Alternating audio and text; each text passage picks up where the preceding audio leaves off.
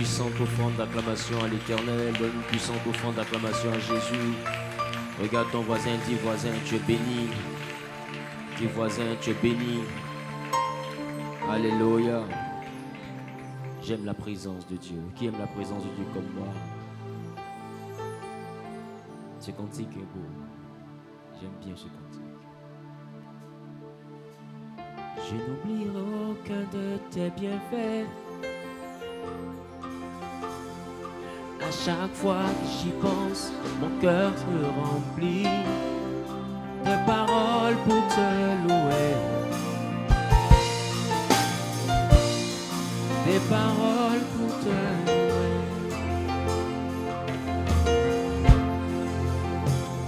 Quand tout va mal, oh mon âme, pourquoi t'as battu? Même au milieu de la tempête, il est là. Moi je le louerai encore. Moi je le louerai encore. Tout va mal, oh mon âme, pourquoi t'as battu? Au milieu de la tempête, il est là. Moi je le louerai encore. Qui est d'accord pour le louer même au milieu de la tempête? Je ne sais pas ce que tu traverses, je ne sais pas quels sont tes défis, mais je peux t'assurer que même au milieu de la tempête, il mérite d'être adoré, il mérite d'être loué.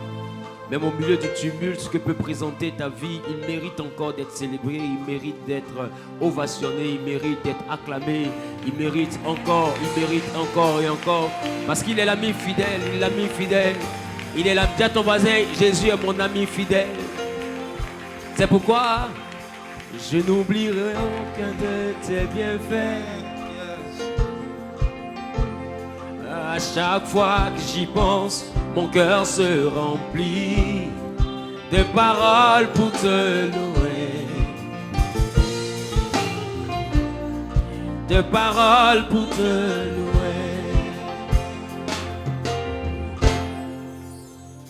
Quand tout va mal, oh mon âme, pourquoi t'as battu? Au milieu de la tempête, il est là, moi je le louerai encore. Moi je le louerai encore. Quand tout va mal, oh mon âme, pourquoi t'as battu? Au milieu, même au milieu de la tempête, il est là, moi je le louerai encore. Je le louerai encore. Moi je le louerai encore. Oh mon âme, bénis l'Éternel, bénis l'Éternel, bénis l'Éternel. Oh mon âme, oh mon âme, bénis l'Éternel. N'oublie aucun de ses bienfaits. Oh mon âme, bénis l'Éternel. Bénis l'Éternel. Oh mon âme, mon âme, bénis l'Éternel. N'oublie aucun de ses bienfaits, mon âme. Demande à ton âme de ne rien oublier de ce que Dieu a fait pour toi. Il t'a gardé, il t'a nourri, il t'a protégé, il a été bon pour toi. Tu sais, David pouvait dire, mon âme bénit l'Éternel. Demande à ton âme de ne pas oublier. Demande à ton âme de ne pas oublier que hier tu étais un chômeur, mais Jésus t'a donné du travail. Demande à ton âme de ne pas oublier que hier tu étais quelqu'un d'autre, mais aujourd'hui il a fait de toi un homme, une femme meilleure. Demande à ton âme de ne pas oublier d'où tu viens avec Dieu. De ne pas oublier le passé que tu avais. De ne pas oublier tout ce par quoi tu es passé, la maladie que tu as traversée. De ne pas oublier l'adversité que tu as connue.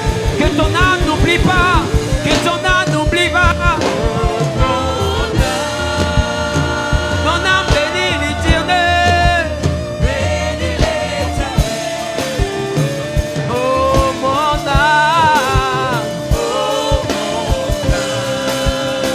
mon âme. Alléluia. Dis à ton voisin, je n'oublierai jamais ce que Dieu a fait pour moi. Ah, j'ai pas entendu. Dis-le fort, dis voisin. Je n'oublierai jamais ce que Dieu a fait pour moi. Alléluia. Qui est d'accord avec ça? Mettez-vous s'il vous plaît.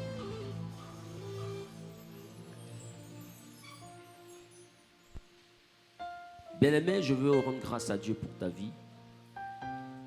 Une autre dimension avec le Saint-Esprit. Quelqu'un dit une autre dimension avec le Saint-Esprit. Dis à ton voisin, une autre dimension avec le Saint-Esprit. Alléluia. Allons-y rapidement dans le livre de Actes des Apôtres. Actes des Apôtres, chapitre 2. Nous lisons à partir du verset 1er. Que dit la Bible? Actes des Apôtres, chapitre 2, à partir du verset 1er, je lis la parole de Dieu. On se tient debout. Le jour de la Pentecôte, ils étaient tous ensemble dans le même lieu. Tout à coup, il vint du ciel, un bruit comme celui d'un vent impétueux. Et il remplit toute la maison. Et ce vent remplit toute la maison où ils étaient assis. Des langues semblables à des langues de feu. Leur apparurent. Séparées les unes des autres. Et se posèrent sur chacun d'eux. Et ils furent tous remplis du Saint-Esprit. Et se mirent à parler en d'autres langues. Selon que l'Esprit leur donnait de s'exprimer. Or, il y avait en séjour à Jérusalem des Juifs, hommes pieux, de toutes les nations qui sont sous le soleil. Alléluia. Qui sont sous le ciel. On peut acclamer la parole du Seigneur. Amen. Dis à ton voisin une autre dimension avec le Saint-Esprit. Mettez-vous s'il vous plaît. Frères et sœurs,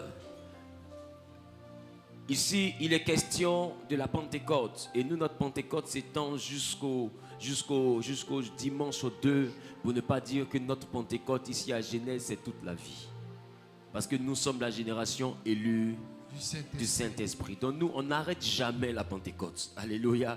En vrai, dans cette assemblée, c'est une répétition quand on parle de la Pentecôte. Parce que nous sommes ceux qui célèbrent la Pentecôte. Nous vivons pour la Pentecôte. Parce que nous sommes les élus du... Ah, j'ai pas entendu. Est-ce que quelqu'un est un élu du Saint-Esprit ici? Nous sommes les élus du Saint-Esprit. Alors, frères et sœurs, la Bible déclare que en un jour qui était le jour de la Pentecôte, notre Saint Seigneur et Sauveur va accomplir sa promesse. La promesse qui était de faire venir son esprit. Selon qu'il avait dit à ses disciples, ne vous éloignez pas de Jérusalem, car vous recevrez une puissance. C'est ça? Il dit, le Saint-Esprit surviendra sur vous et vous serez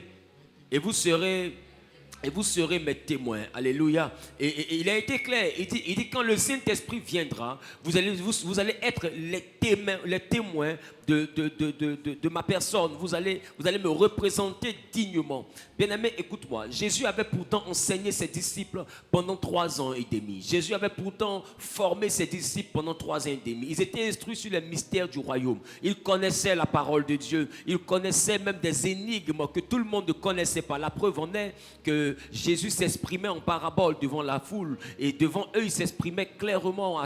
Et un jour, cela les a interpellés. Ils se sont demandé, mais pourquoi quand on est devant la foule, tu parles sous forme de parabole. Mais quand tu es devant nous, tu parles de manière plus ouverte. Il dit parce que la foule doit écouter sans comprendre. Ils doivent regarder sans voir. Mais à vous, les secrets du royaume sont révélés. Donc Jésus va présenter réellement la capacité, sinon la dimension spéciale des disciples. De personnes réellement qui sont habilitées à connaître les profondeurs du royaume. Donc ce n'étaient pas des enseignés superficiels. Ils n'avaient pas un enseignement auquel tout le monde avait accès. Ils avaient un enseignement approfondi. Quelqu'un dit enseignement approfondi.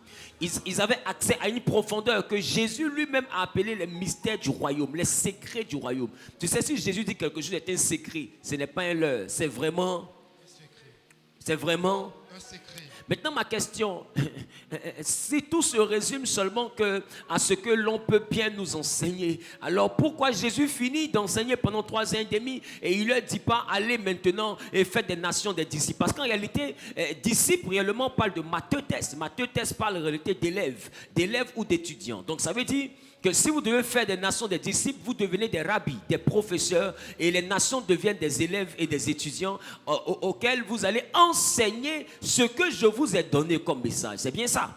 Donc, est-ce qu'on a besoin de quelque chose qui venant du ciel pour aller dire ce que tu nous as dit pendant 3 ans et demi? Si tu m'as donné une commission, je m'en vais, je donne la commission. Qui comprend ce que je suis en train de dire? C'est un peu comme si quelqu'un finit de nous former à l'école et puis on a eu le doctorat et puis il nous dit attends qu'un esprit vienne avant de partir enseigner les mathématiques pour lesquelles tu es docteur. Est-ce que ça a du sens? Si c'est seulement transmettre le savoir, j'ai acquis le savoir, j'ai mon diplôme. Donc, je n'ai pas besoin qu'un quelconque esprit vienne m'aider à le véhiculer ou à le transmettre. Qui comprend ce que je suis en train de dire? Je n'ai pas besoin qu'une quelconque présence vienne. Je dis simplement les mystères que tu m'as enseignés pendant 3 ans et demi, et puis cela suffit. Cependant, Jésus dit, ne vous éloignez pas de Jérusalem, jusqu'à ce que le Saint-Esprit vienne. Bien aimé, je vais te faire comprendre. L'excellence de la vie d'un chrétien n'est pas liée à la qualité des messages qu'il écoute. L'excellence de la vie d'un chrétien n'est pas liée à la qualité des messages qu'il écoute. L'excellence d'un enfant de Dieu n'est pas liée à la qualité des messages qu'il écoute. Alléluia. Dis à ton voisin, ce n'est pas une affaire de qualité de message. Et aujourd'hui, avec Internet, on a accès au sermon des meilleurs orateurs, des meilleurs prédicateurs qui sont sur le globe. Avant, il fallait être aux États-Unis pour écouter les orateurs américains. Avant, il fallait être en Côte d'Ivoire pour écouter les orateurs ivoiriens. Il fallait être au Congo pour écouter les orateurs congolais. Donc, du coup, c'est quand une église déplaçait un illustre prédicateur qu'on avait la capacité de le voir. Mais aujourd'hui, avec Internet, tout le monde voit tout le monde. Qui comprend ce que je suis en train de dire? Donc les messages sont accessibles. Tu vas sur YouTube, tu tapes n'importe quel nom, les messages de la personne sont là. N'est-ce pas? Donc tout le monde a accès aux grands messages. Tout le monde a accès à la parole. Tout le monde a accès à des grands secrets, aux mystères du royaume. Donc tel vient, il développe un thème dans une profondeur déconcertante. Tu te dis, mais on dirait que je n'ai jamais lu la Bible. Comment il peut parler avec autant de profondeur? Il lit la Bible comment? Un autre vient, il prend le même verset, il décortique d'une autre manière. À qui ça arrive? Il décortique d'une autre manière. Tu dis, mais les gars là, vraiment, ils sont dangereux. Chacun a des mystères, chacun a des profondeurs, chacun a des secrets. Mais écoute-moi bien, toutes ces choses peuvent te challenger. Mais Jésus dit cependant, ce n'est pas une affaire simplement d'enseignement, c'est une affaire d'esprit. Donc l'église n'est pas une école, pour ceux qui notent, l'église n'est pas une école intellectuelle, l'église est une école spirituelle. Une école intellectuellement parlant est liée réellement à un enseignement. Mais une école spirituelle est liée à un esprit. L'église est une école spirituelle dans laquelle nous nous inscrivons pour avoir non seulement les bases du royaume, mais en dehors des bases du royaume, pour avoir l'esprit. En réalité, c'est une école d'esprit. Il te faut avoir l'esprit qui enseigne ici. Il faut avoir l'esprit qui révèle les secrets. Et ici, il dit, en 1 Corinthiens chapitre 2, le verset 4, 1 Corinthiens chapitre 2, le verset 4, et ma parole et ma prédication, Paul dit à l'église de Corinthe, et ma parole et ma prédication ne reposaient pas sur les discours persuasifs. Il dit ma parole et ma prédication ne reposaient pas sur les discours persuasifs. De la sagesse. Mais c'est une démonstration d'esprit. Mais ça va jusqu'à la démonstration d'esprit. Et de puissance. Donc ça veut dire que Paul est en train de faire comprendre que ce que lui donne comme message n'est pas seulement des théories et des théorèmes, mais c'est une démonstration d'une puissance. Est-ce que je parle à quelqu'un? Or, la Bible nous a présenté à quel moment la puissance survient. La Bible dit, vous recevrez une puissance Le Saint-Esprit surviendra sur vous et vous serez mes témoins. Donc ça veut dire que si Paul est en train de dire que sa prédication ne repose pas sur des paroles de sagesse humaine, mais sur une puissance, c'est que Paul est en train de dire que son enseignement était posé sur le Saint-Esprit. Le standard qui rendait son message en particulier, la base, le socle de son message, la force de son ministère n'était pas dans ses discours. Tout le monde peut dire il est écrit, mais le Saint-Esprit n'est pas avec tout le monde. Tout le monde peut connaître la Bible, mais tout le monde n'a pas le Saint-Esprit. Yes. La preuve, lorsque Jésus et Satan ont échangé dans le désert, il n'y a pas eu le feu. Il y a eu, il est écrit. Et un autre disait, il est aussi écrit. Donc Satan met ça, ce qui est écrit. Et puis on fait même une prédication. Le plus important n'est pas la Bible, c'est l'esprit. Parce que la Bible, tout le monde peut citer, même le diable. Mais quand il citait la Bible dans quel esprit? Dans l'esprit de gagner ou dans l'esprit de perdre? Donc tu vas comprendre avec moi que ce n'est donc pas une affaire de il est écrit seulement. Avoir de bons orateurs, écouter de grands messages, c'est accroître son savoir, mais ce n'est pas grandir spirituellement. Tu peux être cultivé. Avoir beaucoup d'enseignements que tu as écoutés, tu es cultivé, mais tu n'es pas grand. La grandeur spirituelle, elle n'est pas rattachée à ton savoir, elle est rattachée à ton esprit. Qui comprend ce que je suis en train de dire? Et beaucoup n'ont pas un grand savoir, mais ont des esprits très dynamiques. Est-ce qu'il n'y a pas des analphabètes mais qui ne savent rien de l'école, mais qui maîtrisent les choses du monde spirituel? Qui s'envolent, qui font ceci, qui savent que... Eux-mêmes sont étonnés de voir que d'autres ne croient pas qu'on peut manger l'homme. Parce que c'est normal. Mais il ne peut pas t'expliquer ça physiquement. Mais il peut te faire sentir ça. Qui comprend ce que je suis en train de dire? Amen. Il ne peut pas expliquer. Parce que ce n'est pas un savoir, c'est quelque chose qui est rattaché à l'esprit. Donc quand on parle d'esprit, il y a initiation. Tu dois t'initier à la vie chrétienne. Et les sorciers ont un esprit qu'on appelle l'esprit humain. Les chrétiens ont un esprit qu'on appelle le Saint-Esprit. Nous, quand nous sommes initiés à la vie chrétienne, nous avons un esprit qui descend en nous. Et si tu n'as pas cet esprit, laisse-moi te dire, avec un beau sourire, tu n'es pas enfant de Dieu. C'est par le Saint-Esprit que nous sommes fils de Dieu. Voilà pourquoi la Bible dit que c'est ceux qui sont conduits par l'Esprit de Dieu qui sont véritablement fils de Dieu. Pas ceux qui sont conduits par les enseignements. Pas ceux qui sont conduits par des pasteurs. Pas ceux qui sont conduits par des prédicateurs. Pas ceux qui sont dans une belle église. Pas ceux qui sont dans une bonne église. Tu peux être dans une belle église, mais Dieu n'est pas là-bas. Tu peux être dans une bonne église, mais Dieu n'est pas avec toi. Dans l'authenticité d'un homme de Dieu ne détermine pas ta sécurité spirituelle. Ton père spirituel peut être authentique, mais c'est une relation entre lui et Dieu. Mais et toi et Dieu, quel est le lien qu'il y a entre toi et Dieu? Sinon, tu seras toujours un chrétien qui est à l'affût d'un pasteur pour qu'il lui vienne en aide. Tu seras toujours un chrétien qui court après un homme de Dieu pour qu'il lui vienne en aide. Parce qu'en réalité, tu n'as pas de relation. C'est ce que je vous disais dimanche dernier. La vie chrétienne, la chrétienté n'est pas une religion, c'est une relation. C'est une relation entre un homme et Dieu, entre une femme et Dieu. C'est une intimité. Est-ce que je parle à quelqu'un? Donc Paul dit, lui son discours n'est pas basé sur la sagesse, mais c'est basé sur la puissance. Et Jésus a donné la sagesse aux hommes. Il a donné la sagesse à ses disciples, mais il dit ne vous éloignez pas, vous allez recevoir la puissance. Parce que sans la puissance, vous ne pouvez rien faire. Donc nous sommes dans un monde qui est totalement spirituel, qui n'est pas lié à l'intellect, qui est lié à la puissance spirituelle. Si tu n'es pas spirituellement équilibré, tu n'es pas chrétien. Aujourd'hui, vous avez les grands messages sur le mariage par-ci, les grands messages sur la voix de Dieu par-là, les grands messages sur le Saint-Esprit par-là. Mais ce n'est pas les grands messages. Est-ce que tu as le Saint-Esprit? Demande à ton voisin, est-ce que tu as le Saint-Esprit? Quelqu'un va te dire, oui, j'ai le Saint-Esprit. Mais si tu as le Saint-Esprit, pourquoi il ne te parle pas? Quelqu'un va dire, oui, il me parle. Mais pourquoi c'est que toi, ton Saint-Esprit t'a dit là ne se réalise pas depuis?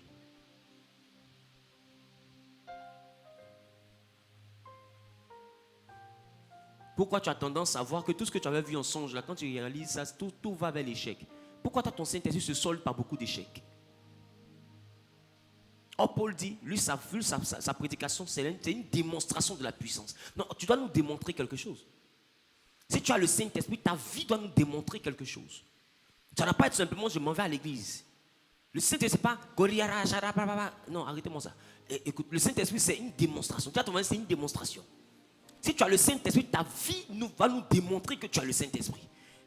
Qui comprend ce que je te le dis? Ton rayonnement va nous démontrer que tu as le Saint-Esprit. Ta domination sur les réalités des autres va nous montrer que tu as le Saint-Esprit. Là où les autres sont captifs plutôt, toi tu seras non seulement affranchi, mais tu auras le dessus. Ça va nous montrer que tu as le Saint-Esprit. Là où plus personne ne prospère, toi tu vas prospérer. Ça va nous montrer que tu as le Saint-Esprit. Là où tout le monde finit étant malade, toi tu es guéri et bien portant. Ça nous montre que tu as le Saint-Esprit. La preuve, lorsque Paul a été mordu par une vipère, la Bible dit que les hommes se sont assis attendant qu'il enfle et qu'il meure. Mais jusqu'au matin, il n'est pas mort. Ils ont trouvé que cet homme était bizarre. Cet homme était particulier parce que le fait de ne pas mourir à la morsure a confirmé que l'homme a un esprit qui n'est pas commun.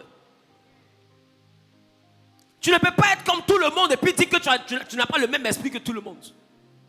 Jésus avait le Saint-Esprit, il a marché sur l'eau. Il avait le Saint-Esprit, il a guéri les malades. Il avait le Saint-Esprit, il a chassé les démons. Les disciples ont eu le Saint-Esprit, ils ont fait les mêmes choses. Toi, tu as le Saint-Esprit, mais les démons te chassent. Tu as le Saint-Esprit, mais tu as encore les maris de nuit. Comment c'est possible? Quand tu as le Saint-Esprit, tu chasses les démons, mais toi, tu as le Saint-Esprit, un démon vient encore te choses, te trucs. Quel genre de Saint-Esprit as-tu? Demande à ton voisin, toi c'est quel Saint-Esprit? Saint-Esprit, il y a encore un esprit de famille qui est dans ta vie. Il te faut une autre dimension. Écoute-moi bien, laisse-moi te dire, la Bible n'a pas un seul Jésus. La Bible a au moins 3 Jésus. Alors quel est toi ton Jésus? Ah, tu ne sais pas que la Bible a 3 Jésus? Est-ce que tu sais que Josué signifie Jésus? Parce que Josué et Jésus c'est le même prénom.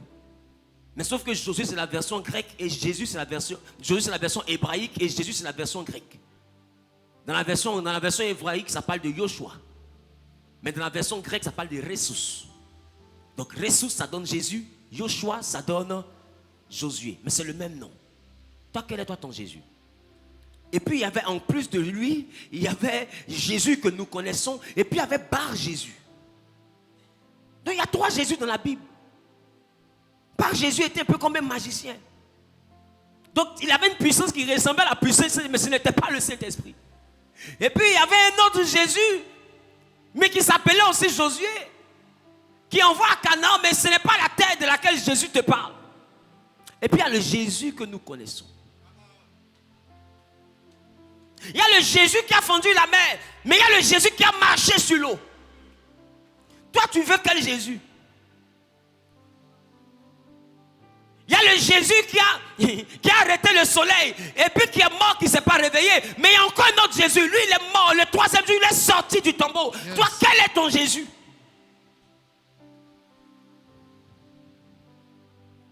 Donc, quel est ton Saint-Esprit?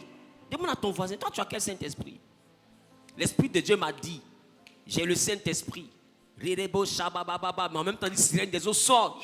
Je m'en vais. Dans le même corps, il y avait le Saint-Esprit. Il y a quelques secondes. À côté du Saint-Esprit, il y a une sirène des eaux. À côté de la sirène des eaux, il y a un démon python. À côté du démon python, il y a l'esprit humain de sorcellerie. À côté, tu ne vois pas que ton Saint-Esprit est colocataire. Tu ne vois pas que ton Saint-Esprit est en colocation. Tu n'as jamais eu le Saint-Esprit. Parce que le Saint-Esprit ne peut pas cohabiter avec un autre esprit. C'est impossible. Là où est l'Esprit du Seigneur, là aussi est la liberté. Beaucoup sont dans l'illusion d'avoir eu le Saint-Esprit, mais tu ne l'as jamais eu. Laisse quelqu'un de sincère te dire la vérité. Non, Dieu t'a parlé, tu as le Saint-Esprit, tu es rempli de l'Esprit, mais tu as besoin encore qu'on te délivre. Non, le Saint-Esprit est là, puis tu es livré. Quelle humiliation. Quel est toi ton Saint-Esprit? Qui voit que c'est grave? Dis à ton voisin, c'est une affaire de puissance. Donc tu vois que tu as beaucoup d'enseignements, mais en même temps tu as des problèmes de blocage ici, des problèmes de blocage là-bas. Mais pour le temps, remarque, les disciples n'avaient pas de problèmes de blocage de famille. Ils avaient des problèmes de persécution. Lis la Bible. On les persécutait, mais ils n'étaient pas bloqués par une malédiction. Toi, tu es bloqué par une malédiction, c'est que tu n'as pas l'esprit que les disciples avaient. Et ils étaient persécutés, c'est-à-dire qu'on les combat. Et puis on les combat pourquoi? Parce qu'ils prêchent l'évangile. On les combat parce qu'ils mènent le combat de Dieu. Mais toi, tu as le Saint-Esprit, tu as le même Dieu qu'eux, mais rien ne marche pour toi. Eux, quand ils s'en vont, tellement tout marche. Les paralytiques marchent, les aveugles voient, les sourds entendent. Tellement tout fonctionne, les hommes les persécutent. Donc quand tu as le Saint-Esprit, on doit te persécuter parce que tout marche. Je pense que quelqu'un comprend ce que je suis en train de dire. Qui comprend ce que je suis en train de dire? Dis à ton mari, quand tu as le Saint-Esprit, on doit te persécuter parce que tout marche. Mais tu as le Saint-Esprit et tu es encore dans les liens de famille. Oh!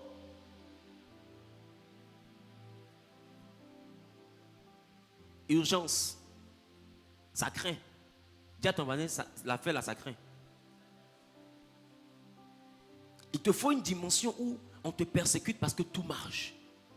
C'est pourquoi Jésus dit, s'ils m'ont fait ça, ils vont vous le faire aussi. Tu sais pourquoi? Parce que partout où Jésus partait, tout marchait. Donc chacun venait pour que se connectant à lui, pour eux aussi puissent marcher. Donc il y avait la foule autour de lui, tout le monde voulait le toucher parce que le monsieur a fait marcher les choses. Si tu es paralytique, tu le touches, tu es guéri. Donc il y a une femme qui a la perte de sang, si je me débrouille pour le toucher, je sais que pour moi ça a marché. Donc chacun voulait le toucher parce que là où il est, tout marche. Quand tu as le Saint-Esprit, là où on te dépose, tout marche. Non, je ne prospère pas parce qu'il y a beaucoup de sorcellerie dans la famille. C'est toi le sorcier. Parce que ta vie est anti-biblique. Un homme s'appelait Joseph. Il était dans la famille d'un homme qu'on appelait Laban. Laban avait des fétiches. Laban était sorcier. Laban était devin. Il avait des esprits de divination. Et Laban dit à Joseph, pendant que Joseph veut partir de chez lui, il dit, reste encore un peu si j'ai trouvé grâce à tes yeux. Car j'ai appris par divination, j'ai appris par mes fétiches que c'est à cause de toi que l'Éternel me bénit. Waouh! Comment quelqu'un arrive dans la maison d'un féticheur? Au lieu que les fétiches le combattent, les fétiches avouent. Qui comprend ce que je suis en train de dire? Qui connaît Laban et Joseph? Laban, le beau-père de Joseph. Et Laban, non, de Jacob plutôt, qu'est-ce que je raconte? Laban, le beau-père de Jacob. Et Laban dit à Jacob, j'ai appris par divination, c'est-à-dire j'ai appris par sorcellerie. Donc il est féticheur, il a ses fétiches. Et l'enfant décide de partir, il veut entendre de consulter, et ses fétiches lui disent, ne laisse pas l'enfant là partir. Parce que l'enfant là possède en lui ce qui te fait prospérer. L'argent que tu as là, ça ne vient pas de nous. Ça vient de lui. Si lui il s'en va avec ça. Oh. Comment des fétiches peuvent avouer aux féticheurs que c'est à cause de la grâce d'un enfant de Dieu qu'il y a la prospérité? Et Jacob a prospéré dans la maison d'un sorcier. Et il a fait même prospérer le sorcier. Maintenant, toi, à cause du sorcier, toi, tu ne prospères pas. C'est que tu n'as pas le même esprit que Jacob. L'esprit qui animait Jacob n'est pas en toi. Parce que s'il y a les ténèbres dans la maison, on est d'accord, mais toi, tu es la lumière du monde. Et la lumière est faite pour dissiper les ténèbres. Pas pour se plaindre des ténèbres, mais pour dissiper des ténèbres. Et toi, tu as le Saint-Esprit et tu te plains des ténèbres. Il y a trop de ténèbres, c'est pourquoi je ne brille pas. Mon ami, c'est que tu n'as pas une bonne lumière. Tu n'es pas une bonne lumière. Donc il faut reconnaître ça avec beaucoup d'humilité. Tu t'appelles chrétien, mais tu ne l'es pas. Si tu es chrétien, même au milieu d'un village où tout le monde est sorcier, tu vas tellement briller que ta lumière va envoyer un sorcier à se demander qui est ton Dieu. Les sorciers vont t'appeler sorcier. Parce qu'ils vont comprendre qu'autour de toi, il y a une puissance qui dépasse leur puissance. Il y a une sorcellerie en toi qui dépasse leur sorcellerie. Eux-mêmes vont chercher à savoir d'où pour toi la vient. Et puis tu vas leur dire, pour moi, là, ça s'appelle Jésus. Mais aujourd'hui, tu ne vas pas au village parce qu'il y a un sorcier là-bas. Tu ne reçois pas visite parce que ce sont les sorciers. Tu n'auras pas l'argent à quelqu'un parce que c'est les sorciers. En fait, tu as plus peur des sorciers que les sorciers n'ont peur de toi. Mais ils veulent venir chez toi. Tellement tu n'as pas de feu. Mais ils s'invitent chez toi, c'est toi qui fermes la porte. Je ne suis pas là, je suis envoyé, je suis parti au marché. Mon enfant, il carie, Orti est rentré dans la gorge de mon fils. Tu inventes tout pour ne pas que la tata la vienne. Parce que tu as peur de son esprit. Mais où est passé le verset qui dit que celui qui est en nous est plus puissant que celui qui est dans le monde? Si tu les fuis comme ça, c'est vrai que tu sais que tu n'as personne en toi. Mais quand tu finis de fuir les sorciers, ferme ta bouche, ne dis plus aux gens, Dieu m'a dit. Si Dieu est vraiment avec toi, tu vas dire aux sorciers, viens. Ici, c'est chez toi. Si les sorciers, comme il dit être sorcier, qu'ils s'envolent, il verra que ce n'est pas partout où il y a piste d'atterrissage. Il va s'envoler, mais c'est pour atterrir qui est compliqué. Tu commences à lui dire, tu peux partir. Les anges vont te laisser partir. C'est pour revenir. Là. Qui commence à lui dire, c'est un peu comme si on dit à quelqu'un, tu peux sauter, mais il ne faut pas tomber. S'il est intelligent, il saute. Parce que si tu sautes, tu vas tomber. Mais toi, tu pouvais dire, ne venez pas. Parce qu'il ne faut pas, ils vont venir attaquer mes enfants. Ils vont venir, initier mes enfants. Ils vont venir, m'initier moi-même. Ils vont venir, nous attaquer. Mais peut-être après, ils vont bloquer mes affaires. Où est ta lumière si tu as peur des ténèbres? C'est quelle torche qui a peur du noir? C'est qu'elle a pris les gâteaux, mais la lumière, mais l'ampoule est grillée. Qui comprend? En fait, il faut que quelqu'un te mette face à l'évidence. Tu n'es pas chrétien, deviens chrétien. Recherche le Saint-Esprit. Donne-moi un bisou, donne-moi un bisou. Je sais que tu ne vas pas beaucoup m'aimer ce matin, mais donne-moi un bisou quand même. Alléluia. Amen. Dis à ton voisin, voisin, arrêtons la comédie. Devenons chrétiens. Ne nous appelons pas chrétiens. Ne nous surnommons pas chrétiens. Devenons chrétiens. Être chrétien, c'est une puissance. Il dit, vous recevrez une puissance. Ce n'est pas un discours. Ce n'est pas une affaire de il est écrit. La Bible dit non, c'est une puissance. Quand tu arrives en tant que chrétien, c'est un puissant qui est présent. Ce n'est pas n'importe qui. C'est un puissant qui a une puissance. Celui qui se frotte à toi se blesse. Parce que tu es embrasé par un feu. Mon ami, le feu te touche, tu te brûles. Tu touches le feu, tu te brûles. Donc un chrétien n'a pas besoin de mettre le feu. Parce qu'il est le feu. La Bible dit, il fait de ses servants, de ses serviteurs des flammes de feu. Donc tu es le feu. Donc si je suis le feu, pourquoi je lance le feu? C'est vraiment, j'ai jamais compris, les chrétiens jetaient de feu. Les chrétiens dragons. Chrétiens cracheurs de feu. Le feu, mon ami. La Bible même ne présente même pas ton affaire de feu là. Un jour, on va corriger ça aussi. La Bible présente le feu du Saint-Esprit, mais pas le feu dans le combat. La Bible présente dans le combat la parole d'autorité. La Bible dit que Jésus parlait avec autorité aux démons. Non, l'autorité est différente du feu. Comme tu sais que le feu brûle, donc tu penses que c'est du même feu là en parlant, que si tu mets ça dans l'esprit, ça va brûler. Laisse-moi te dire, il y a des attaques dans l'Apocalypse qui ont eu lieu, mais avec de l'eau. La Bible, le dragon a craché, il a lancé une attaque, mais avec de l'eau. Et la terre s'est ouverte pour avaler cette eau pour ne pas qu'elle tue. Écoute-moi bien, on peut attaquer même avec l'eau. Dans le monde spirituel, même l'air est une arme de guerre. Tout tue. Mais toi, comme tu connais seulement que le feu qui brûle, tu te dis que le même feu d'ici est le même feu de là-bas. Écoute-moi bien. Sous d'autres, on allait dire moana. Hein? Ça veut dire l'enfantillage, le bébé. Hein? Dis à ton voisin, on doit grandir. Il te faut le Saint-Esprit. Et je vais te donner une clé pour avoir le Saint-Esprit. Qui veut? Qui veut? Qui est prêt? Qui est prêt? Ah, est-ce que tu es vraiment prêt? Bon, ta manière de dire que tu es prêt là, ça me fait un peu douter. Hein? Si vraiment j'étais choqué par mon message, sache que je ne suis vraiment pas désolé. Et je compte continuer. Amen. Non, il faut que quelqu'un te dise en réalité que tu n'es pas chrétien. Parce qu'un chrétien, on ne le poursuit pas en rêve. Si tu rêves, c'est toi qui poursuis. Tu es chrétien. Tu rêves, on te poursuit. Et quand tu te réveilles, tu as le plafond, ils ont écrit à suivre. Toi, tu n'as jamais été chrétien. Est-ce que je parle à quelqu'un? Un chrétien, il se couche et il s'endort. En fait, aujourd'hui, on a des chrétiens, ils ne prient pas beaucoup. Mais dès qu'il apprend qu'une tante sorcière, un tonton sorcier, un enfant sorcier dans sa maison, durant le séjour, là, il devient un homme de prière et de jeûne. Le mec qui entend dans la maison, parle en langue. Pendant ce temps, le sorcier, il mange, il regarde la télévision, il dort.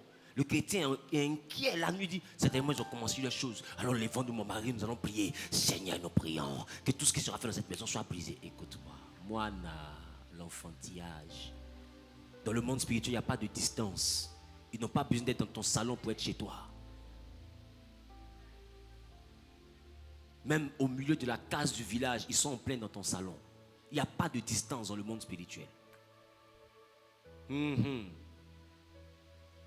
Dans le monde spirituel, on peut faire Abidjan, États-Unis, avant que ta paupière là ne touche le bas. Abidjan, États-Unis, États-Unis, Abidjan. Et puis c'est maintenant que tu as fini de cligner de l'œil. Le monde spirituel est le monde dans lequel le temps s'arrête. Les rêves que vous faites au prince, c'est toute la nuit. Ce n'est pas toute la nuit. Si tu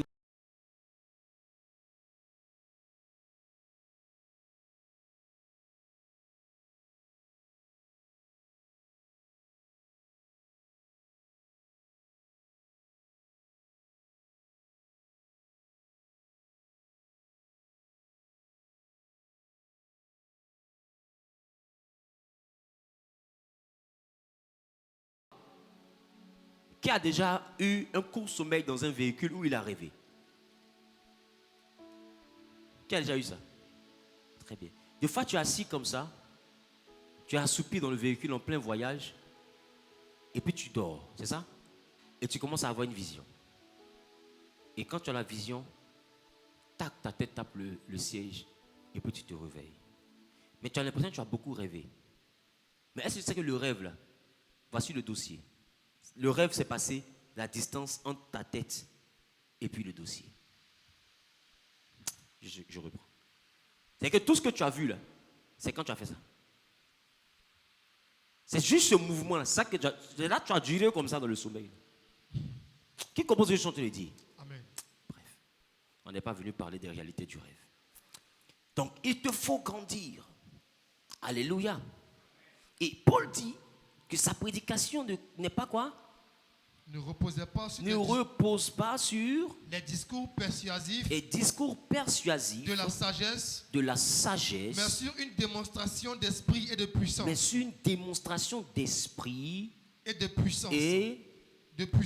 puissance. Alléluia. Amen. Maintenant, que nous dit Actes des Apôtres encore? Revenons s'il vous plaît. En Actes des Apôtres, chapitre 1er cette fois-ci. Chapitre 1er cette fois-ci. Lisons à partir du verset 14.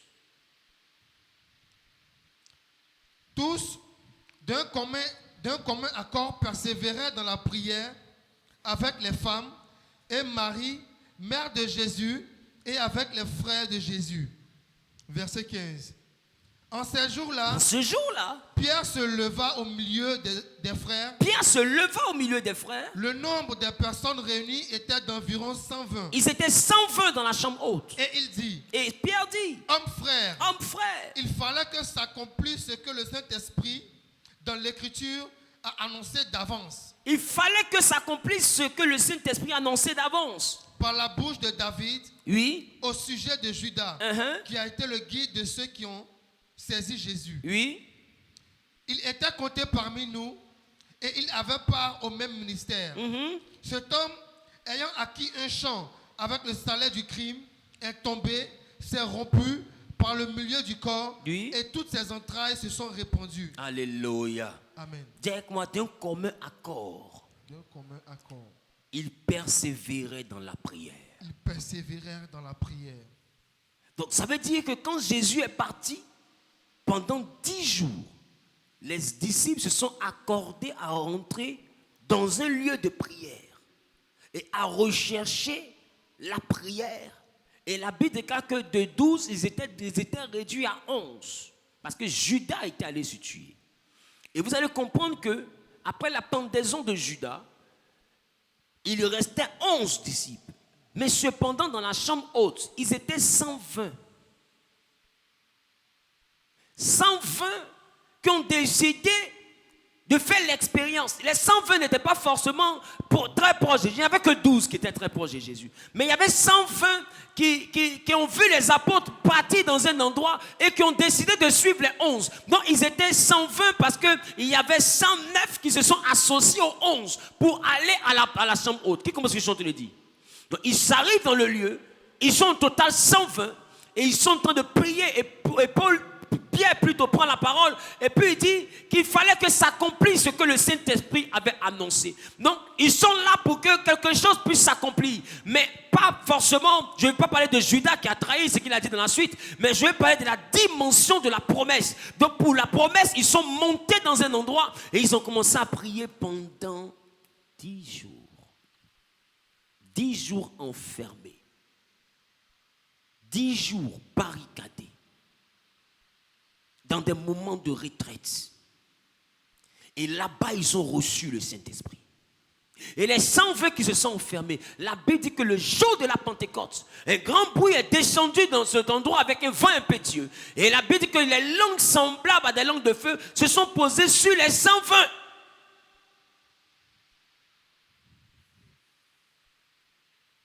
Premier niveau que je te donne aujourd'hui pour une autre dimension avec le Saint-Esprit, c'est ton niveau de prière. Ton niveau de prière. Ta façon de prier là, c'est insuffisant.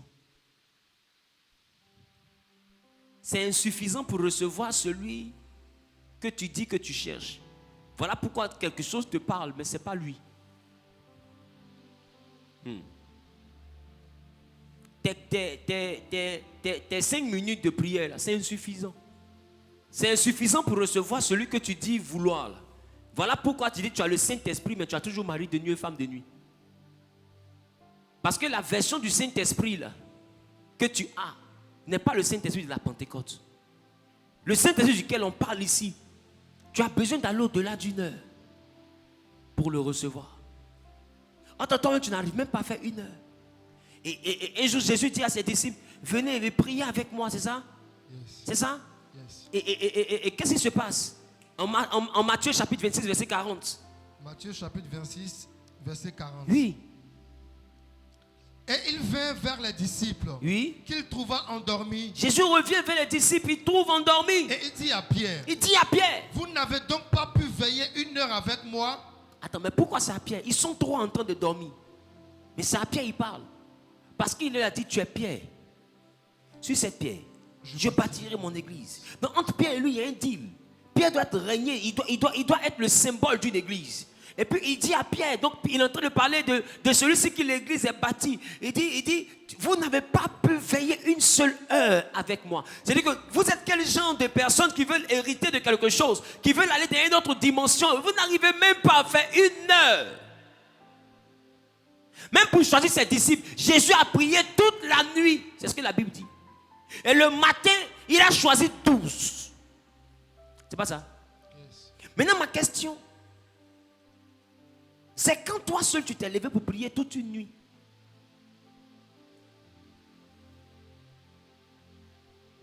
Toi qui es l'enfant de Quadio, de Chéri, de Digbeu, toi tu n'arrives pas à prier une nuit. Oh, le Fils de Dieu qui n'a jamais péché, lui il prie toute une nuit pour choisir. Ma question entre toi et puis Jésus qui est proche du Saint-Esprit normalement. Qui peut décider de dire je choisis 12 disciples même sans prier? Mais pourquoi lui qui est sans lien de famille, sans démon qui le poursuit initialement, qui est sorti du trône de Dieu, lui il prie toute la nuit. Et puis toi tu estimes que 5 minutes suffit. Entre toi et puis Jésus là, qui est loin? Qui est loin de Dieu? Donc qui a beaucoup? S'il a prié toute la nuit, toi tu dois prier toute la vie. Voilà pourquoi 1 Thessaloniciens 5, 17 te dit, priez sans cesse. Si celui qui est proche de Dieu et qui est Dieu fait chair a prié toute la nuit, c'est que nous on est assis par terre. On doit prier toute la vie. Aujourd'hui on a une nouvelle vague de chrétiens qui écoutent beaucoup la parole de Dieu mais qui n'a pas de vie de prière. On écoute des prédicateurs ça et là, mais on reste des chrétiens chocos, chrétiens 3.0. Les chrétiens 5G. Hein? Du chocolat spirituel. Les chocos en Jésus, ça va ça? Check ton voisin comme ça. Les chocos. Tu dois avoir honte de toi. C'est parce que le feu de Dieu ne brûle pas constamment en toi. C'est pour ça que les esprits de nuit viennent te fatiguer. Parce que laisse-moi te dire, la dimension à laquelle on expose l'or, non seulement c'est ce qui fait briller l'or, mais c'est ce qui libère l'or des impuretés. Que Quand le feu chauffe l'or, l'or non seulement retrouve son éclat, mais en plus de cela, l'or s'épure. Non, durer dans la prière, c'est s'auto-délivrer. Parce qu'il y a un feu qui va t'embraser. Et ce feu va faire la différence entre la pépite d'or que tu es et les ordures comme étant les liens de famille, les problèmes de descendance, les hérédités, les camarades que tu as, leurs parents leur laissent château. Toi, ton papa t'a laissé piton. C'est-à-dire que c'est quoi même? Il y en a, leurs parents leur laissent maison et compte en banque bourré. Toi, ils t'ont laissé esprit humain. Ce que tu n'as pas vu pour te laisser, c'est le diabète. Il n'a pas donné l'argent pour soigner la maladie. Là. Il peut te dire que c'est une maladie héréditaire. C'est quel héritage ça? Je parle à quelqu'un, je bavarde. Tu veux brûler ces choses, monte en prière. Monte en prière. Ils n'arrivaient pas à prier 1 heure. Mais quand Jésus est parti, la Bible dit d'un commun accord. Ça veut dire quoi? Ils ont pris une décision. Joe, on n'arrive pas à prier 1 heure, mais à partir d'aujourd'hui, on prend la décision de persévérer dans la prière. Ils ont pris le taureau par les cornes. Laisse-moi te dire, Satan a peur que tu te réveilles. Voilà pourquoi quand tu commences à prier, tu commences à bâiller. Écoute-moi, un esprit de lourdeur ne se chasse pas par l'avènement du Saint-Esprit, non. Un esprit de lourdeur se chasse par ta décision. Les pierres, là, ils n'ont pas eu le Saint-Esprit. Ils cherchaient le Saint-Esprit. Mais avant ça, on leur a donné 1 heure de prière. Ils sont venus retrouver comment? Endormis dans la lourdeur. Mais quand Jésus est monté, est-ce qu'ils avaient le Saint-Esprit encore? Ils attendaient le Saint-Esprit. Mais eux-mêmes, ils ont décidé. Ils ont dit, d'un commun accord, rentrons dans la prière. Ils ont pris une décision. Ils ont pris le taureau par les cornes.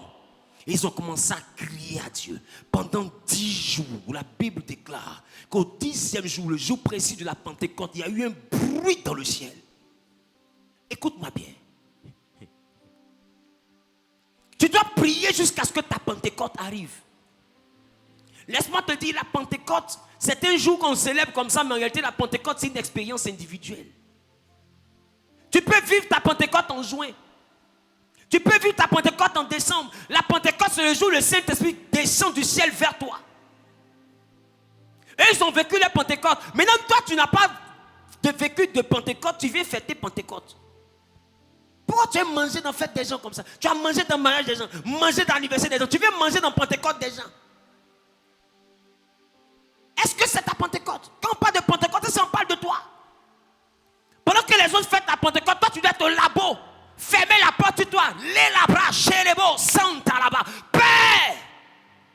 J'ai besoin d'esprit. J'ai besoin de puissance. Tu dois être en train de crier à Dieu. Pourquoi? Parce que tu veux ta Pentecôte. Tu ne veux pas la Pentecôte. Tu veux ta Pentecôte. La Pentecôte, il est descendu sur terre. Ta Pentecôte, il est descendu chez toi. Corneille faisait du bien, même après la Pentecôte, mais Dieu voulait qu'il vive sa Pentecôte. Actes des Apôtres chapitre 10, Dieu lui dit, va chercher un certain Pierre. Et quand Pierre arrive, pendant qu'il est en train de parler, il dit, l'Esprit de Dieu est descendu dans la maison. Les a saisis, ils ont commencé à parler en langue.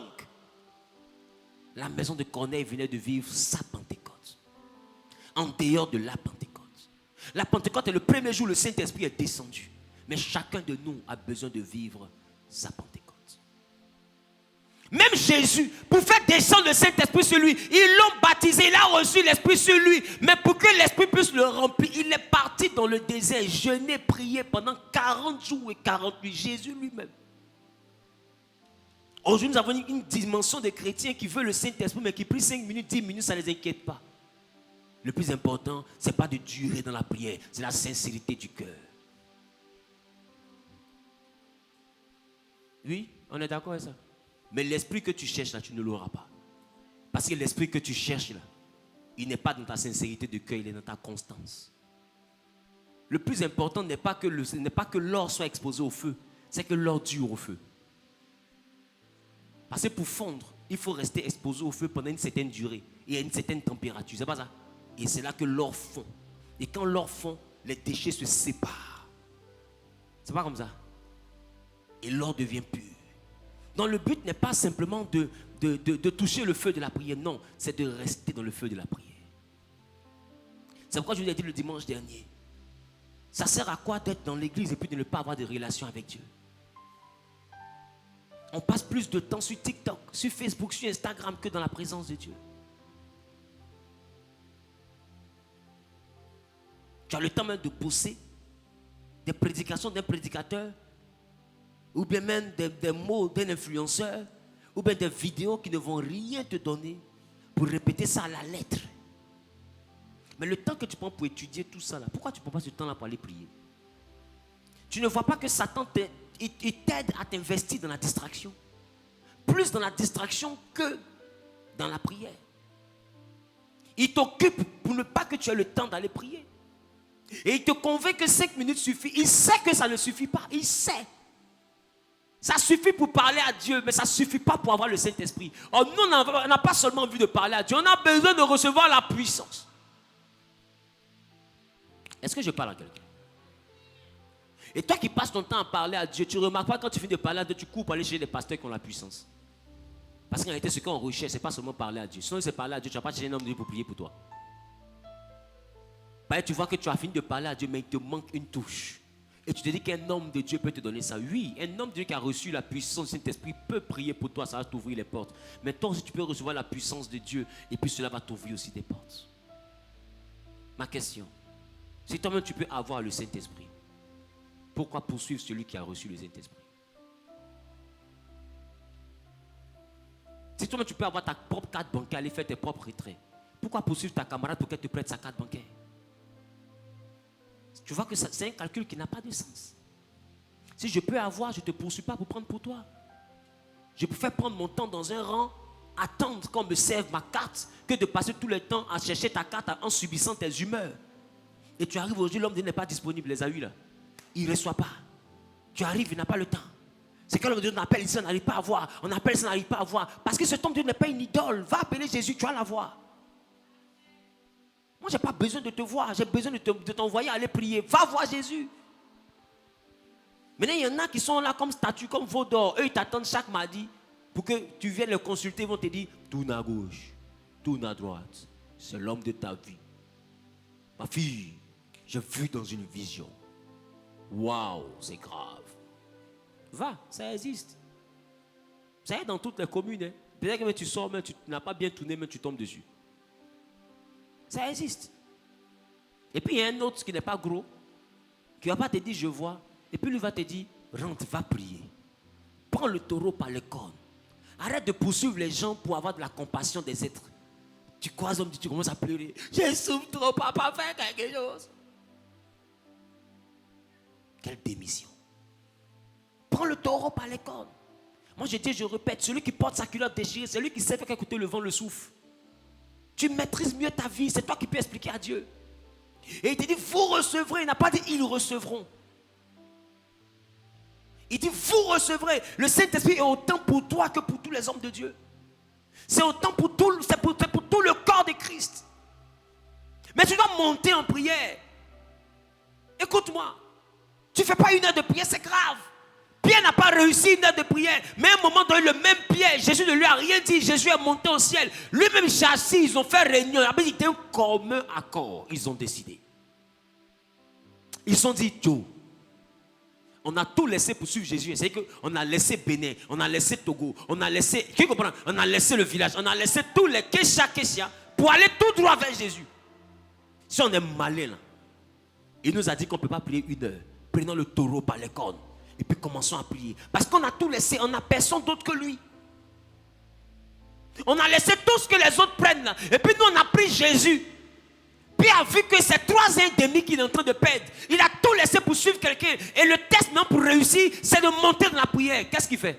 Il a pris la décision. Il dit à partir de maintenant, je monte. Tu penses que quand il allait prier pendant 10 heures, tu penses qu'il n'a pas eu sommeil?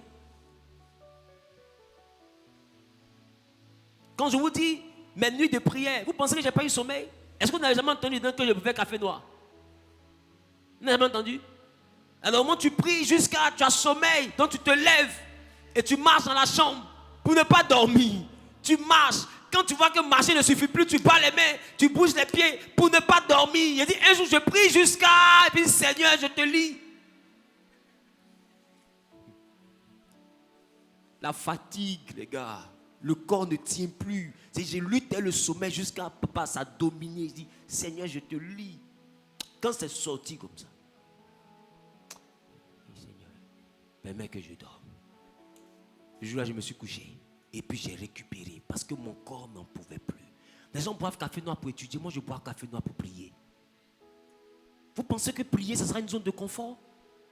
Pour que la prière devienne une alliance, elle va passer par l'épreuve de la fatigue. Tu deviendras un homme de prière, une femme de prière, quand ta prière va vaincre ta fatigue. Quand ta prière va vaincre ton envie. Parce que le problème, c'est que tu pries quand tu as envie. Quand tu n'as pas envie, tu ne pries pas. Il faut que ta prière monte jusqu'à vaincre tes envies. Ça va dépasser le niveau de tes envies. Donc ça va être quelque chose que tu as envie, tu n'as pas envie, mais tu te sens obligé de faire. Regarde nos amis d'à côté. Il a envie, il n'a pas envie, qu'il est 13 ans, il est là. C'est pas une affaire d'avoir envie. Des fois, mais ils font leur carême. Quand tu les entends même dans leur carême, tu sens que le gars n'a pas envie de faire. Tu veux le trouver même dans son magasin. Il est énervé. Tu demandes le prix de ça, il te répond. Le prix de ça, il te répond. Ça fait 2. Et ça, il dit mon ami. Les gens carême. Si tu n'as pas eu de payer, il faut partir. Parce qu'il ne veut pas trop parler.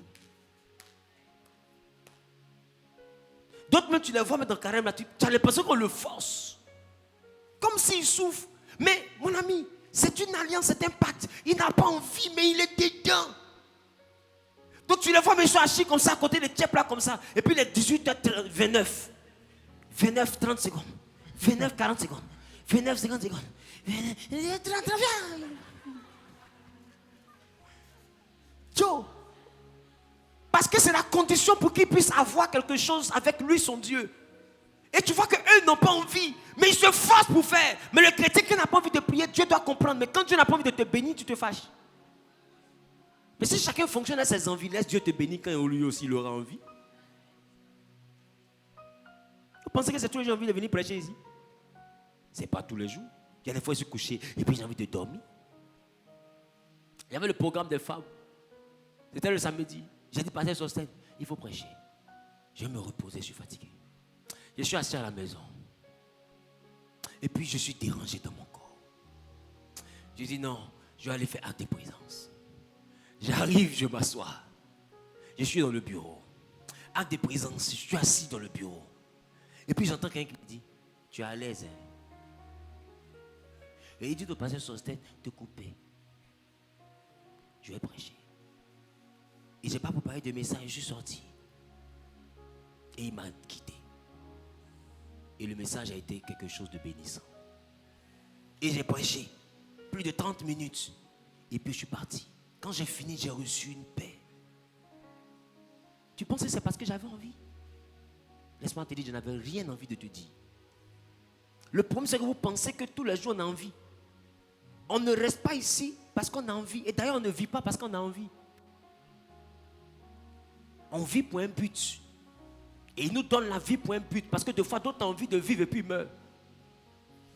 Donc s'il te garde en vie, ce n'est pas pour ton envie. Et ce n'est pas pour satisfaire tes envies. Il te garde en vie, c'est pour un but. Sinon, tu as trop frôlé la mort. Et la mort t'a trop frôlé. Mais écoute-moi.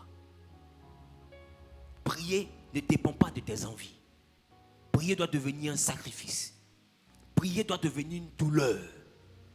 Prier doit commencer à te faire mal. Tu dois prier jusqu'à ce que tu sentes la douleur. Tu n'as pas envie, mais c'est l'heure de la prière. Tu te lèves et tu pries. Arrêtez de prier quand vous avez envie. Parce que laissez-moi vous dire, ce que vous recherchez là va au-delà de votre envie. Vous recherchez la liberté, vous recherchez à ce que tout marche. Mais pour que ça arrive à ce niveau, vous devez vaincre les envies. Quittez le monde de l'envie. Allez dans le monde de Dieu. Faites ce que Dieu demande. Tu gagnerais à devenir un homme de prière. D'ailleurs, ce ne serait pas un homme de Dieu que tu aurais rendu service. C'est comme si on force un enfant à aller étudier. S'il a son bac, ce n'est pas à nous qu'il a rendu service. C'est son bac, c'est son nom qui est dessus, c'est son diplôme, mais c'est nous qui avons obligé l'enfant. Et demain, il aura toute la vie pour dire merci à celui qui l'a obligé. Des fois, même nous, on a oublié, même qui nous a forcé à l'étudier. Mais on se rappelle seulement qu'on a doctorat. Mais doctorat là, rappelle-toi, il y avait un grand frère qui te poursuit. Tu es où? Je te disais des jeux soleil, je n'ai pas envie d'étudier. Mon maître est venu, je me cache sous le... D'autres sont cachés, le maître de maison est venu. Mais à la fin, il est fier de dire, j'ai une licence, j'ai un master. Celui qui t'a forcé même pour que tu puisses avoir BPC, la même, il te demande là où tu ne lui donnes pas. Or, c'est à cause de lui que tu es devenu ce que tu es devenu. Mais tu as déjà oublié. Il y en a qui ont pris leur temps, ils sont venus te montrer une formule. Il était ton cousin, il était ton oncle. Il t'a montré la formule, ça a ouvert ton esprit. Tu as eu le BPC, tu as pu monter. D'aujourd'hui, tu es devenu un directeur. Il te demande même son loyer, tu ne veux pas. Mais s'il n'était pas là, tu n'aurais jamais eu le BPC. Si un autre n'était pas là, tu n'aurais jamais eu le bac. Donc, tu n'aurais jamais été directeur. Donc, aujourd'hui, je suis comme un acteur. Mais hier, il y a quelqu'un qui était aussi ça pour moi. Qui me disait, prie. Il me prend. Et puis, nous sommes là, enfants de quelqu'un. Et puis, il donne un sujet de prière. Papa, on doit faire le tour d'un secteur avant de dire Amen. Tu t'es fait quoi? C'est que je vais dire à Dieu, je suis obligé de marcher comme ça. C'est-à-dire qu'on commence au carrefour ici. On prie jusqu'à qu'on arrive au carrefour. On tourne. On vient ici. On revient au point zéro. On dit Amen. Ça fait un sujet. Il y a quoi? C'est quoi il doit dire à Dieu jusqu'à j'ai bien fait toute cette distance-là? Maman, dans le début, je commence comme ça. Avant d'arriver à la moitié d'ici, il est venu de tout dire à Dieu. Il n'y a plus de mots. Ici, derrière eux maintenant. Seigneur, agis. Seigneur, agis. Fais quelque chose. Père, on a besoin de toi maintenant. C'est ça, il a fait jusqu'à... On va revenir, on va dire Amen. Mais à un moment donné, je priais maintenant, je dépassais là, j'arrivais jusqu'au bout du carrefour. Au bout du carrefour, les mots finissent. Je reprends encore. Seigneur, agis. Seigneur, agis. Jusqu'à ce que j'atteigne le niveau où je prie de là jusqu'à là. Je prie de là jusqu'à là. Je prie de là jusqu'à là. Je prie de là jusqu'à là. Et puis on dit Amen. Et il nous forçait minuit 6 heures, jusqu'à ce que ça devienne comme une drogue pour moi. Il n'est plus là, je suis dans la maison de mon père, enfermé dans la maison, minuit 6 heures, 22h 6 heures, 8 heures. Je me donnais maintenant des challenges de prière. Et aujourd'hui, tu vois quelqu'un, papa, j'ai vu la même grâce que toi. Toi-même. Si c'est injure, toi-même. Parce que tu penses qu'il suffit juste de bien s'habiller. Tu penses qu'il suffit de connaître la Bible. Tu penses qu'un simple discours peut partir dans les nations comme ça, s'il n'y a rien de surnaturel dessus? Tu penses que simplement l'éloquence suffit? Écoute. Tu penses que c'est quoi qui attrape les gens sur la vidéo? Ça s'appelle le Saint-Esprit. D'autres même prennent la vidéo 22h avant, ils vont voir dès les 4h du matin. Ils n'ont pas encore fini. Tu penses que c'est quoi qui te fait boire? C'est le Saint-Esprit. Ce n'est pas que la capacité à bien parler. Il y a une dose de puissance derrière. Peut-être que tu ne vois pas ça, peut-être tu te dis ce sont les discours. Mais Paul dit, son discours n'est pas seulement que la sagesse. Il y a une puissance. Il y a la démonstration d'une puissance. Donc, c'est un peu comme Placali qu'ils ont mis basse. Tu prends, tu manges là, papa. Tu prends un autre Placali sans basse, tu manges. Tu dis, mais c'est Placali qui est derrière le goudron là-bas. Là. C'est ça. Tu comprends?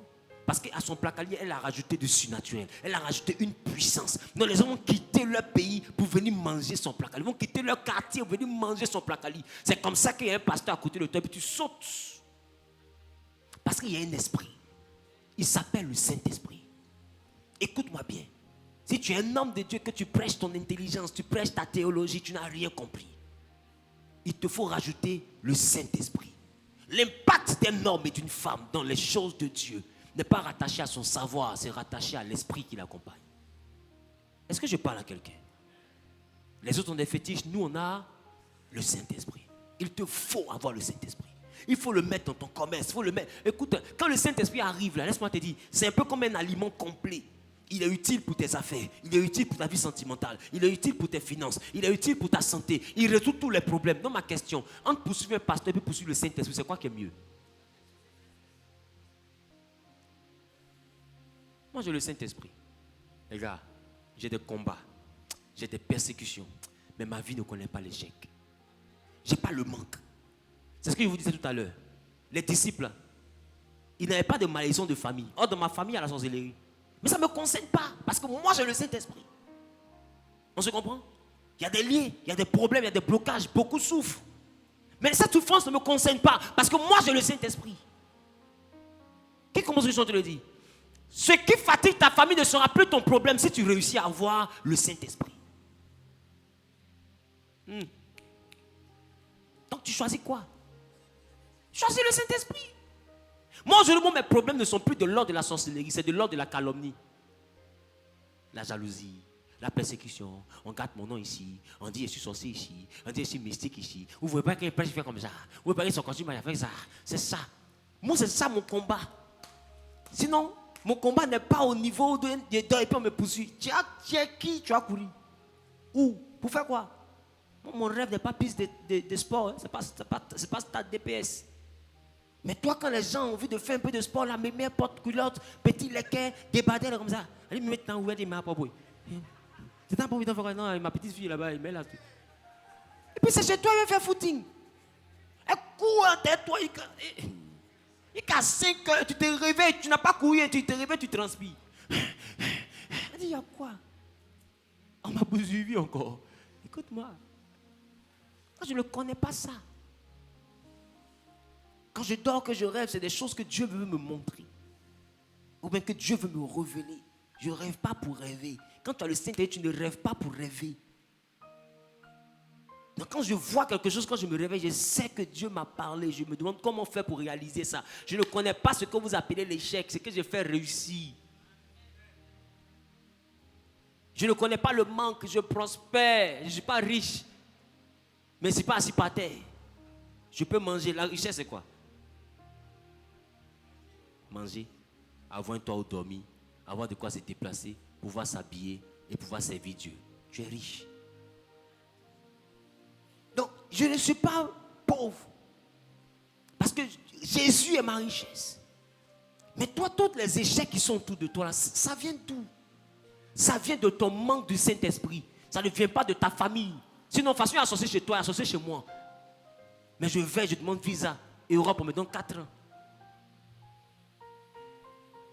C'est meilleur aux États-Unis, viennent te dire qu'ils m'ont donné 5 ans.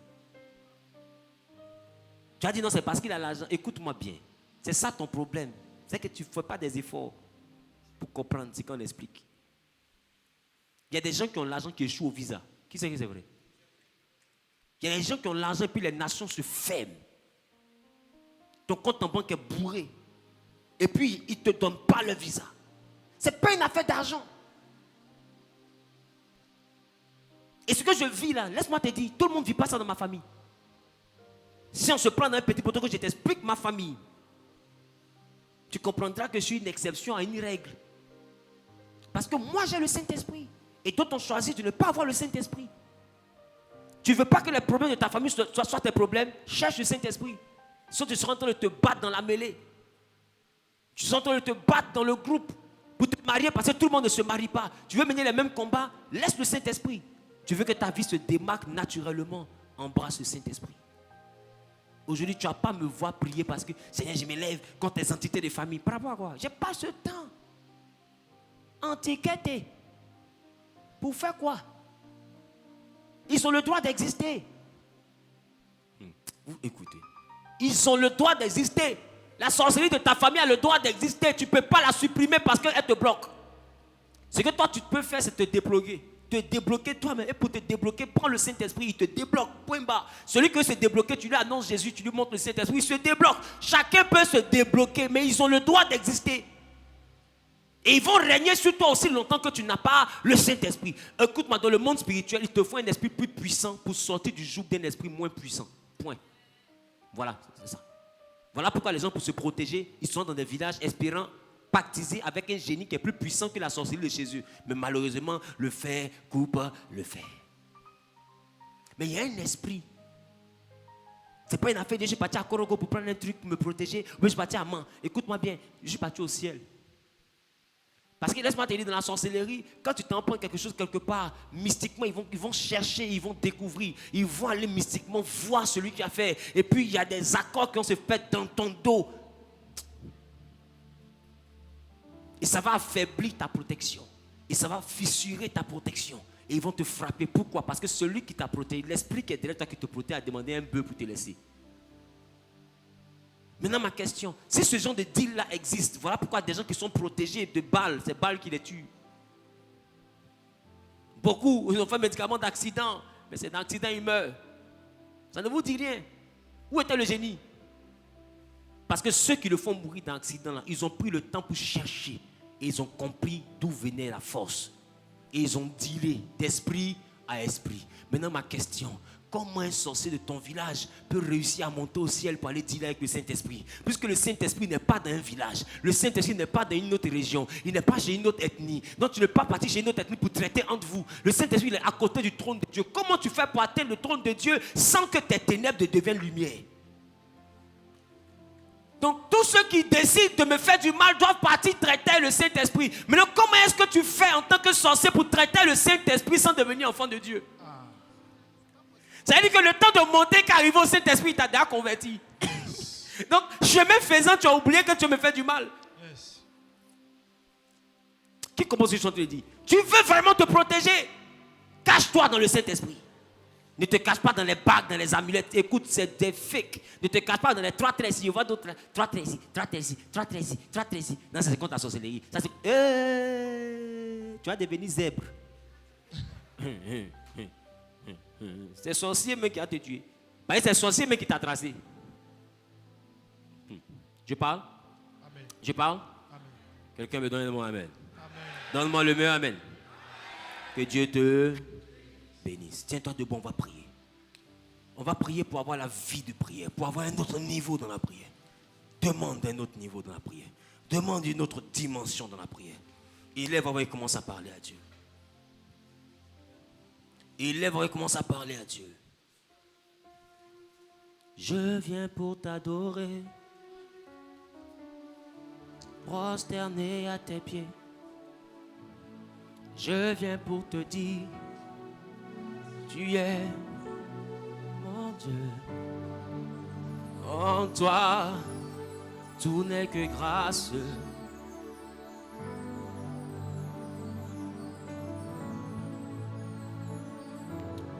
Ah, Seigneur, nous t'aimons. Seigneur, nous t'aimons. Seigneur, nous t'aimons. Jésus, nous t'aimons.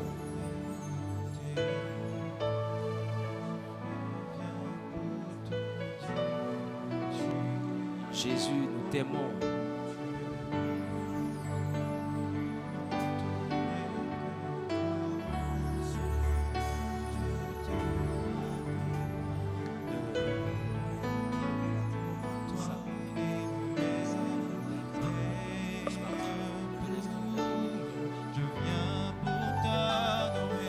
Jésus. Parle à Dieu, parle à Dieu, parle à Dieu, parle à Dieu, parle à Dieu.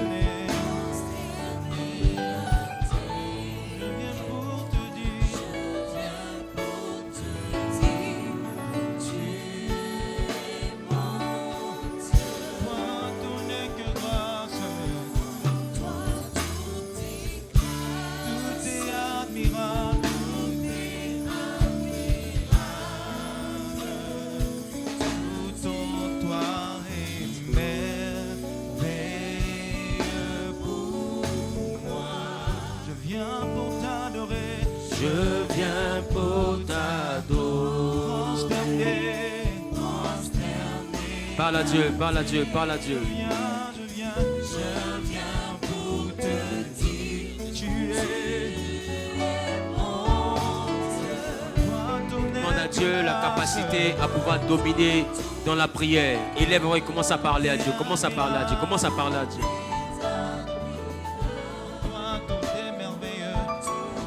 Parle à Jésus, parle à Jésus, parle à Jésus.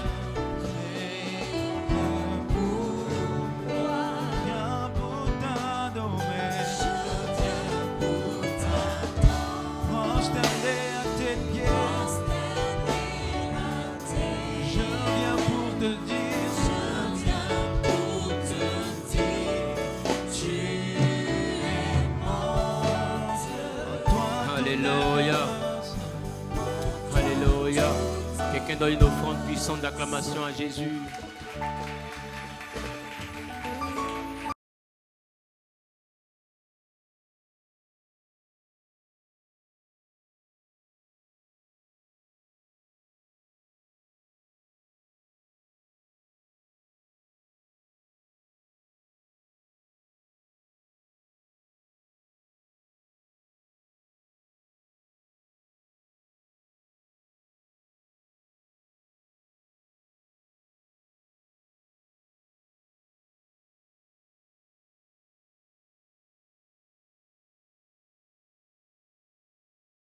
décision pour prier et ta prière va envoyer le Saint-Esprit.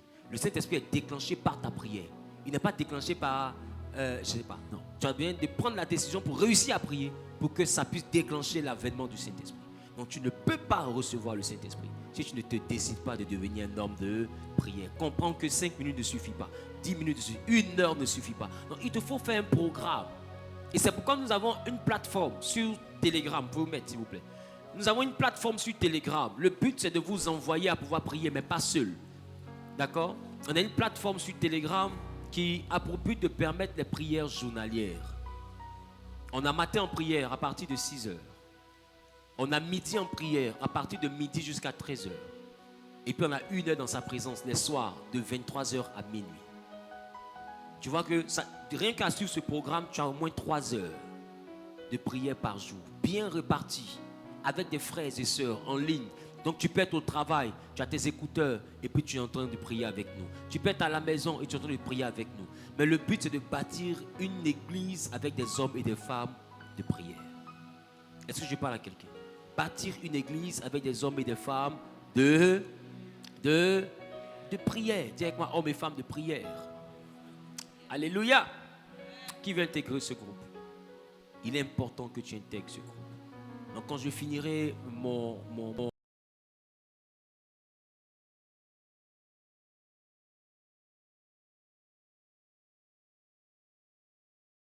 il vient rapidement.